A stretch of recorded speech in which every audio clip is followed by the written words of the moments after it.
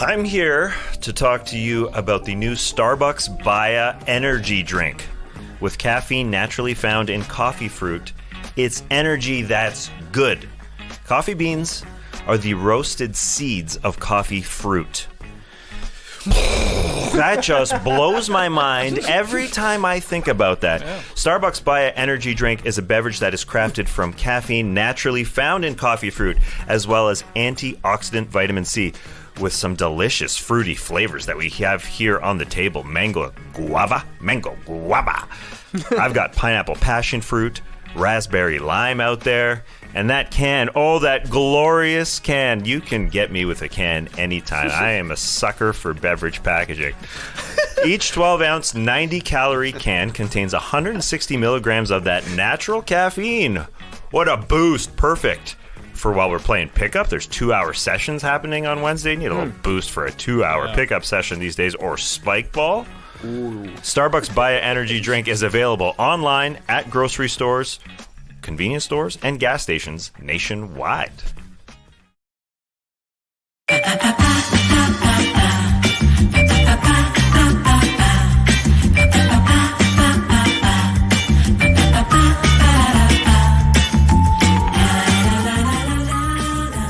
Oh, yeah! I love it, JD. New intro here for the late shift. What's up, everybody? I'm Skeets with No Dunks, part of the Athletic Network. Shout out to the stream team joining me live here late on what is it? Tuesday night. That's right. Yes, people loving the new intro in the stream team. Shout out to everybody listening to this podcast as well. A little mini pod to get you ready for your normal No Dunks live at 10 a.m. Eastern. Game one, immediate Reax to the Heat. Taking game one, 118-107. What a third quarter. What a game from Jimmy Butler. Holy shnikes. What did he finish with? 41, 9, 5, 4, and 3. 4 steals, 3 blocks there at the end. First player in NBA playoff history to reach those numbers since steals and blocks were first recorded in 1974. That's not bad. That's a pretty good Jimmy game. Just a crazy, crazy second half and really third quarter from the Miami Heat. But we'll break it all down here. Do 15 or 20 minutes, like I said, and then hit you with the normal No Dunks at 10 a.m. Eastern live tomorrow from the Classic Factory. So if you're new here, maybe it's your first time jumping in, hit the like button, subscribe to No Dunks, and maybe we'll keep doing these through the conference finals and then through the finals. What a day, though, for No Dunks. Before we get into the game, holy, did we call it or did we call it? Coming through with Trey Kirby picking the correct Easter egg on today's show, pulling out the little piece of paper. And was it Sebastian or was it Oscar, one of Lee's sons? We're not sure which one. Drawing that little magic logo, calling the number one overall pick going to the Orlando Magic there in the draft lottery tonight. So that was awesome. And then we got a block wedgie tonight. Dare I say one of the greatest wedgies we've ever seen when you consider when it's happening, game one of the Eastern Conference Finals, who's involved in it? Bam Adebayo, an all-star, of course, before, on another all-star and Jaylen Brown, right? It was on Brown. Correct me in the stream team if I'm wrong. Just pinning that thing was a violent block wedgie. Twitter went nuts. Instagram went nuts, tagging at No Dunks Inc. So it was absolutely fantastic. So what a night. Just a beautiful night. We're predicting the draft lottery. We're getting a wedgie, number 43 on the season, if you're keeping track. And then we got a great game. A tough game when it comes to making a thumbnail for this show. First half, I'm like, well, it's all Tatum. He had 21 at the half. I'm like, okay, he's still rolling. He was looking unlocked, I guess is the best way to put it. He was like, oh, I'm not in jail anymore. Playing against Giannis and Brook Lopez inside. I'm free. I can breathe. And he was cooking, but holy crap, did the Heat, and we talked about this, Spoelstra, man, he finds a way to make you feel a little more uncomfortable. And with Tucker coming back there after tweaking his ankle and just that defense locking in, he barely got shots up. How many shot attempts did he even have in the second half? I don't have that specific breakdown, but I know it wasn't a ton. It must have been 5 total, something like that. Crazy stuff. So yeah, I had Tatum as the thumbnail, and then I'm switching it up to a more generic, which is what I went with, Robert Williams, who had a great, first half there and then was cramping up. Been there before, Robert. With Bam on the thumbnail. And then at the end, I'm like, Jesus, I should be making this Jimmy. Because again, 41 points, 9 boards, 5 assists, 4 steals, 3 blocks. Jesus. 12 of 19 shooting, living at the line, 17 of 18. He had a lot of my Twitter followers or tweets that I was seeing starting to figure out, Jesus, Jimmy Butler, how does he avoid the criticism that some of the other guys in the league that live at the free throw line? Why is his name not included? Because people get upset when a guy goes to the line a lot. Maybe he is crafty at drawing the fouls. And it's true. I mean, Jimmy's great at it. He gets there. But a lot of people are like, well, he's likable. He's oddly likable. So no one gets as upset when he's shooting 18 free throw attempts. I don't know. Maybe there's some truth to that. But what a game. I see somebody here in the stream team pointing out that I'm feeling good about my Heat prediction. I swerved. I went with Miami in 7. Everybody on the No Dunks crew, everybody else, I should say, taking Celtics in 6 or 7. It feels like 95% of people out there taking Boston in the series. It all makes sense. And so I was being a contrarian a little bit. I'd picked against Boston in the previous 2 series. So a little tongue-in-cheek continuing to go against them. But I'm not going to go, yeah, look at me, called this series. I wasn't doing that, if you remember, in game 1 of the Bucks Celtics series when Milwaukee won. I was like, okay, that's good. They probably had to get that one. This is far from over. And of course, we know how that ended. So Miami had to have this one, though, especially with the late breaking news. No Horford, health and safety protocols. Whoa. And then no Marcus Smart, which, we knew he, I guess, had the foot injury, I believe it was, right? In game 7. I guess I just assumed, I think a lot of people assumed he would just sort of, tough it out or whatever. He'd be good enough, I should say, to go. I mean, the guy's a SOB. So, I mean, if he could have played, I'm sure he wanted to play, for crying out loud. Okay, come on, you can barely move. But that's a shock. So to have 2 of those guys, 2 of your starters out of the starting lineup was going to make life way more difficult, which is why the Heat really needed to have this one. And it was not looking great for especially the first quarter. I saw Coach Thorpe with True Hoop. He had a great tweet, I thought. He says, you know how when you walk on one of those speed belts at an airport and you first walk off of one and you're going way faster than your normal walk? That's what was happening in this game. The Celtics had just got off the speed belt, but the Heat were stationary. So it was they gotta figure out, catch up to this speed of this game and the intensity, because the Heat had so much time off. Celtics coming off that crazy series against the Bucks. And I think there was a lot of truth to that. And Celtics were up at the end of the first quarter, but I really thought things changed when Hero came in about midway through the first, and he sparked a little bit of a Heat run. He hit a 3. He had 3 quick dimes, and he just unlocked a little bit of something. He had that beautiful pass. Was that in the first or second quarter? That hit ahead to Jimmy Butler. He just gave him a little bit of life offensively, because you had White with smothering defense. He was looking like Smart. You had Tatum, I thought, playing great defense. You had Time Lord. He was in the head of everybody on the Heat. If he wasn't blocking them, they were thinking, they were where is he? Where is he? And rushing shots around the rim and stuff like that. So great start from them. I wrote in my notes for this game, which looks silly now, but I was this is the first quarter, mind you. I was this moment's looking a little too big for Gabe Vincent and Max Strus. I thought they looked shook early on. And I think there was some truth to that when I put that down in my notes, especially Strus. He had the quick foul trouble. But did those guys bounce back? I mean, in the end, Gabe Vincent, 17, fantastic. 5 of 10, hit 3 threes. Strus also hit 3 threes, some timely ones.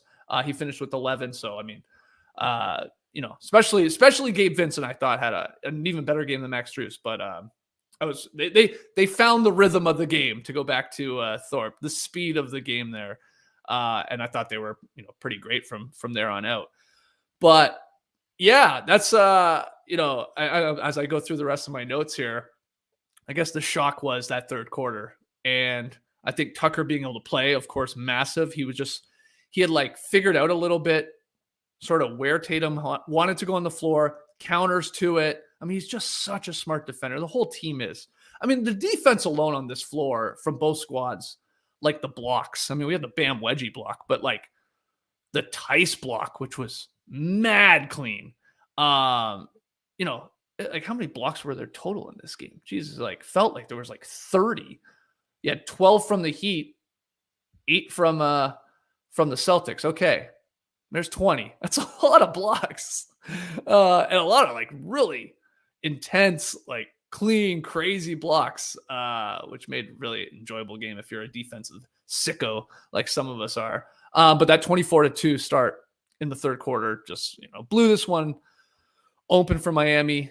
Felt like there was that stretch. And I remember Tass had talked about this, like watching game one, the Heat will go on that 6 to 7 minute stretch where like, it feels like you can't score on them. And that happened. It felt like they were blocking or stealing the ball every single time. I think that their defensive intensity, obviously they cranked up in the second half as they caught up to the game speed and playing Boston and figuring them out. And like, oh yeah, this is a lot different than the Hawks and Philly. But the Celtics were pretty sloppy as well. It was, really careless with the ball, especially out on the perimeter where a lot of these were coming. Just straight up cookies, or just getting a hand in there, deflection, or not seeing the guy coming from, like sort of hiding behind the offensive player. I think it was Hero, sort of hiding behind Tatum, sort of just a lazy pass. You think it's easy, just give it to our guy, and whoop, he comes from behind and popped it out. And the game was, I guess it wasn't over. What, the Celtics had it to 10 with like 8 minutes to go, and they stuck around hitting some threes. Final score, again, 118-107, 31-25 for Boston in the fourth quarter. So they were still there. We had the Grant Williams little huddle because he's all mic'd up, telling the guys to stay with it and stuff like that. A lot of Grant Williams. That guy, I think I'd really like him on my team. I think you would, but talks a lot. Seems like he talks a lot. I wonder, like, some of those guys like Tatum and Brown and Smart and like, even the vets like Horford and like, do they just tune him out? Because he does have like that little brother vibe to him. You're like, all right, okay, you've said that. We get it. We're all trying to play our ass off. I'm not trying to pile on Grant Williams. I'm sure he's an awesome guy. I'm sure he's an awesome teammate, but I think some of you know what I'm probably talking about.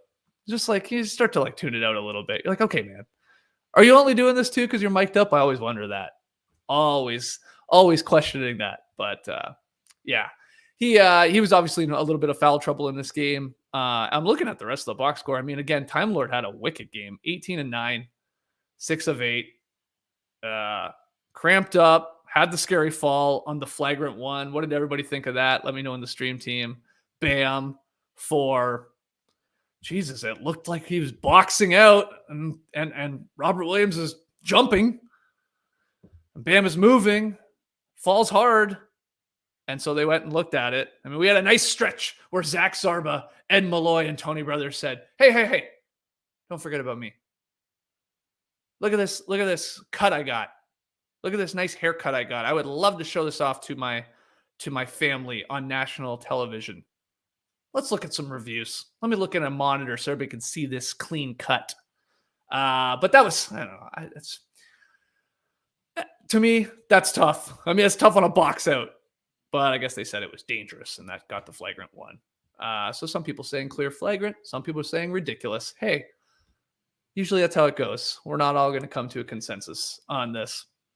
But obviously, at least he continued to play in the game, and then really just appeared to be cramping up for a guy that hadn't played a whole bunch and then was playing very hard and playing really well, like I said, to the point where then, I should say good teammate Grant Williams, giving him a little massage there.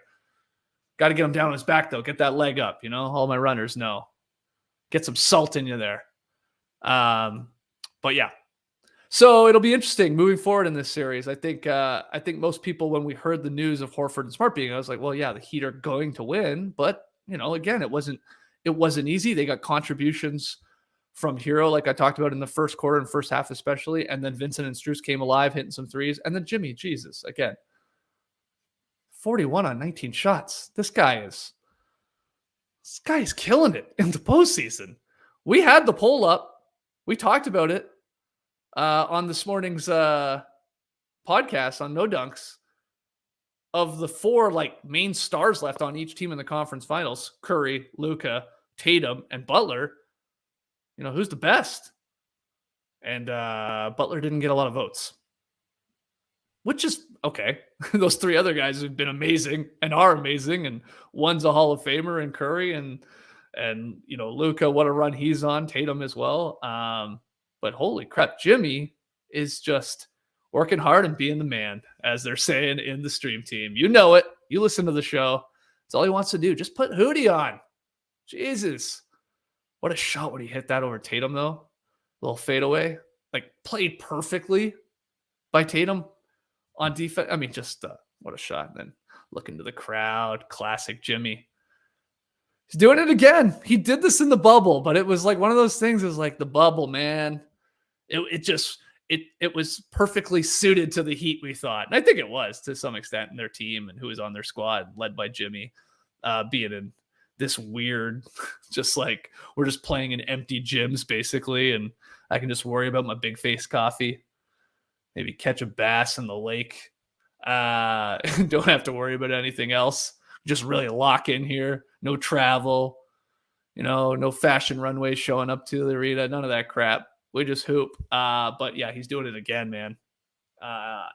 It's awesome. And look, he's played incredible before too. I mean, even the Sixers Raptors series, right, where they nearly pulled it off, but lost in 7.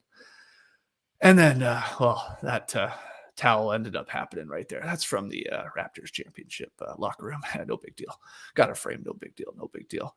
But Jimmy's killing it, and he's when he's got it going, he's super fun to watch because he's a lot different than most players in the league, where he's not, he's hit threes this postseason. He always finds a way to hit more threes in the playoffs than he does the regular season, but that's not his game, and it wasn't tonight. 0 for 2, and I know, Jeff Van Gundy had a boner talking about, oh my God, this guy, yeah, no threes, we love it, living at the line, 41 on 19 shots.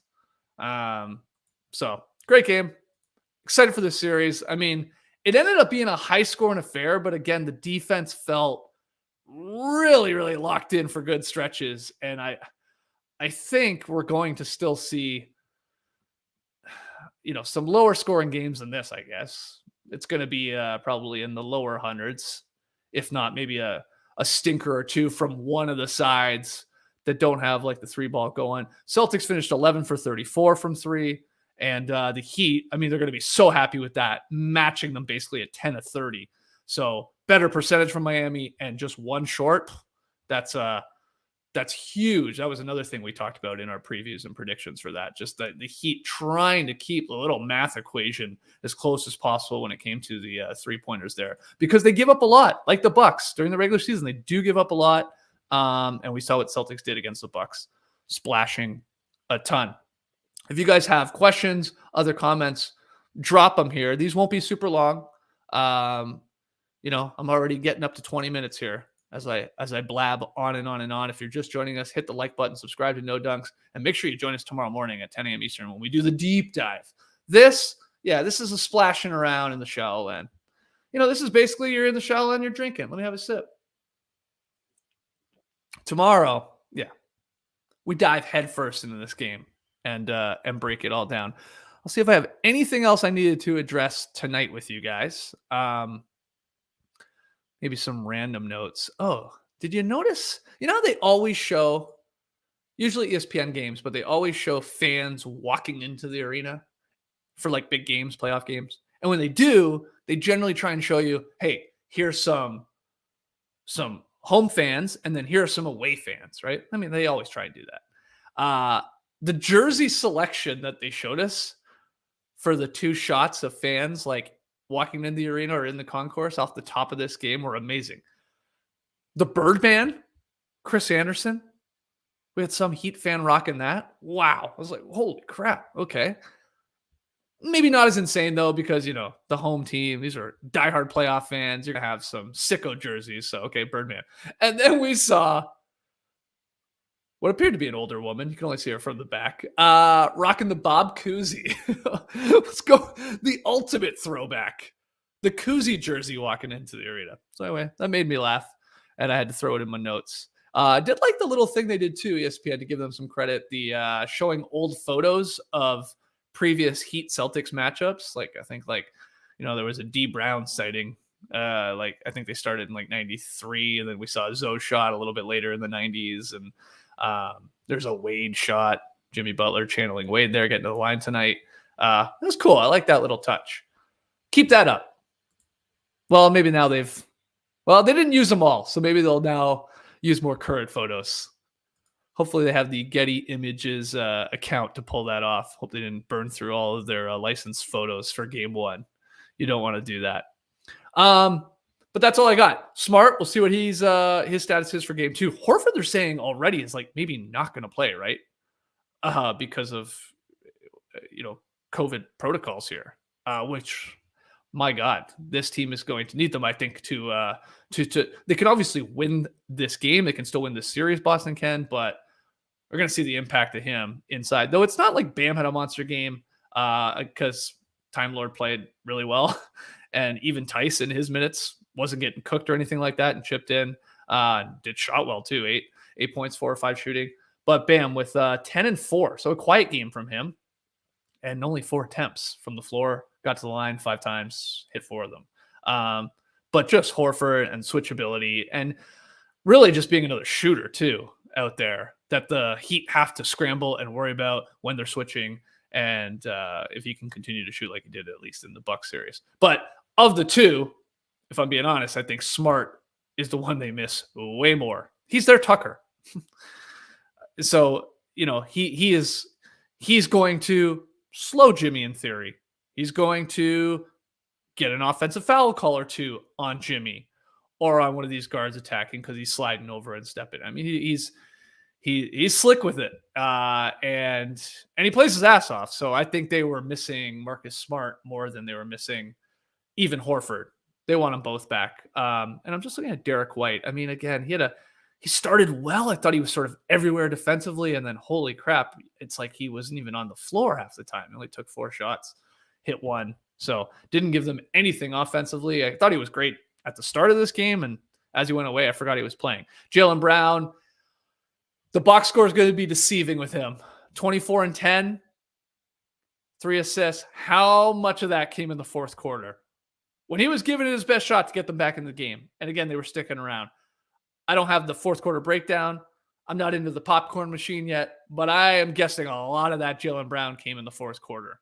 So he's going to have to be better from the jump and helping to stop the bleeding when the Heat, do go on these runs. Will they have another 24-2 run in them? They've been great in third quarters here in the postseason, but that is one hell of a run against a great defensive team, even if they are missing some of their guys in Boston. Fun start. Love it. Let's call it there. I don't want to keep JD up all night. And he's already going to be a little upset because something happened with my recording. So we'll see if this even gets turned into an actual podcast. If not, I'll just go watch it here on YouTube like you guys are live in the stream team. Something happened. I got to update my computer because my GarageBand, where I just usually record it in the background, send the file to JD, just straight crapped out. It crapped out in literally 30 seconds of this game, or this show, I should say. That's not great. Oh, I hope I didn't give JD just an hour extra of work here. But he's up for it, I'm sure. And then he'll be super, super cranky in the Classic Factory tomorrow. Fingers crossed, it's not too bad. Thanks again to everybody for joining me here live. We will see you at 10 a.m. Eastern from the Classic Factory, breaking down this game, talking a little bit more about the draft lottery, patting ourselves on the back for predicting the Magic would win the number 1 pick. I guess I pulled OKC when we just eventually all picked one. I mean, Trey was the official picker, so we did get it right. I I had OKC who, jumped up a couple spots to get the number 2 there. So we'll see who's going to be going over 1. We're not draft experts, but we'll try our best to relay what the experts, the actual draft experts, are saying at The Athletic in terms of who's going where. Is Jabari number 1 overall? Is Czech going to the Thunder because they're building a bunch of super tall, lanky skeets there with Poku and him? Hey, we'll break it all down on tomorrow's show. But thanks again for everybody for joining me here tonight. Hit the like button, subscribe, and we will see you in mere hours when we're all together from the factory. Brace the night, people. You could stay